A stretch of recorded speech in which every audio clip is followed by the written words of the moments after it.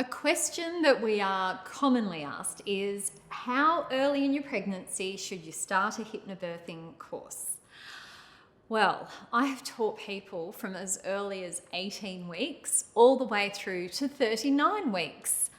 I actually learnt hypnobirthing at 37 weeks for my first birth, so I think the right time to do the course is when you find us for a start and when you have the time to be able to practice. Now, if you found us a bit earlier on in your pregnancy, fantastic. Book into a course as soon as you can, because that way you'll have more time to condition. And it means too that you're getting the advantage of the relaxation techniques all the way through your pregnancy. And when you're benefiting from that, your baby is also benefiting. And the longer that you practice, the more you are conditioned so that you'll automatically be able to click into that state during birth. But if you're worried that you've found us a bit later on in pregnancy, please don't stress about that either, because I think the major determining factor is just how much do we want this? And I know that when I was 37 weeks pregnant and I really wanted to have a natural birth if possible, open to interventions if needed, but I really did want a natural birth if possible, but I just didn't know whether I'd be able to handle it. And I needed the tools and I needed to turn around my mindset. So I found it at 37 weeks, but I was very, very determined, and I practiced and practiced and practiced. And like I said, I've even taught people up to 39 weeks and they have gone on and had beautiful births. So don't be deterred. Do the course when you can do it.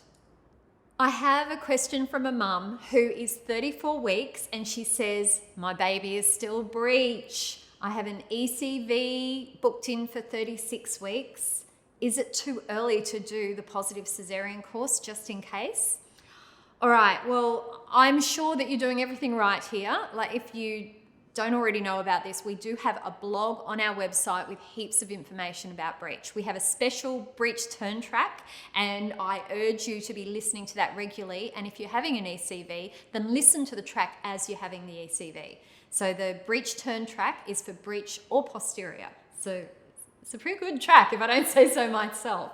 Now, in regards to do you do the cesarean course, if you've already booked in, if you've already attended a face-to-face or online Hypnobubs, Hypnobirthing Australia course, then you are eligible for a special discount for our Change of Circumstances course. So just go through your emails, have a look. Otherwise, get in touch with us. You get a discount, and that gives you the extra information in case you do end up needing a cesarean birth. But however our baby comes into the world, it's going to be positive and it's going to be beautiful and it's going to be the best birth with the circumstances that you have. So that's why we have our positive cesarean birth course. Our birth is going to be positive and it's going to be beautiful. So it should. It's a birth of our baby. It should be a day that you always want to remember. Okay, another question from a mum.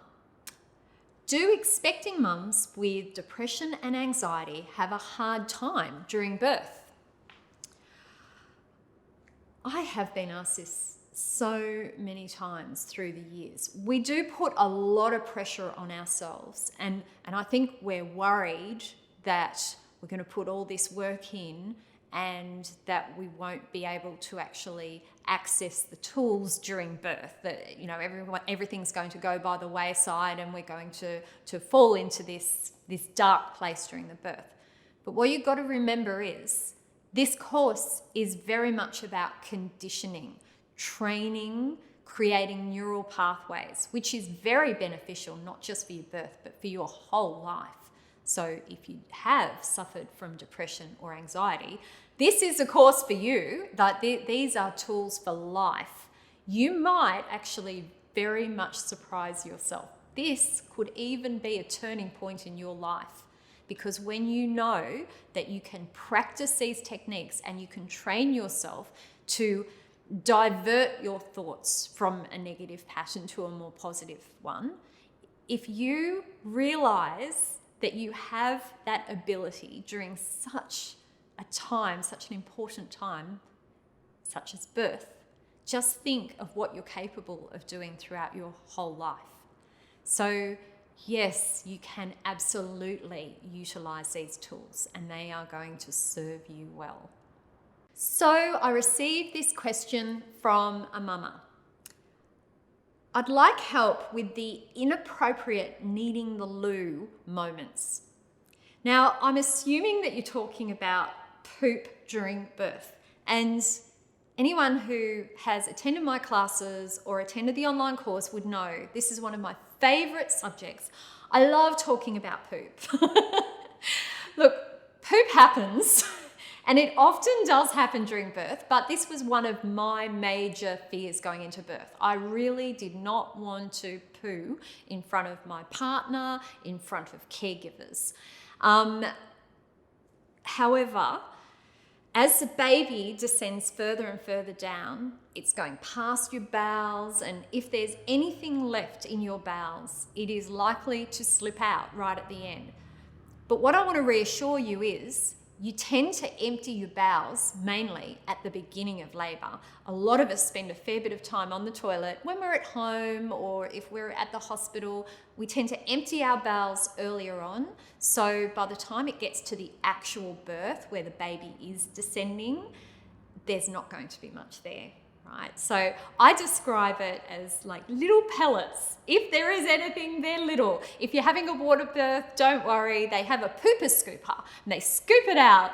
And if it's a land birth, oh, the midwives are so wonderful. Would you believe it? They actually celebrate it when they see a bit of poop because it's a good sign. They know that the baby's nearly here. So they have a little pad under you, and if a little pellet comes out, they wrap it up and they slip another pad out, and they don't make a big deal at all. So look, I hope this reassures you. Poop does happen sometimes. It doesn't always happen, but it does sometimes happen, but it's actually a really good sign.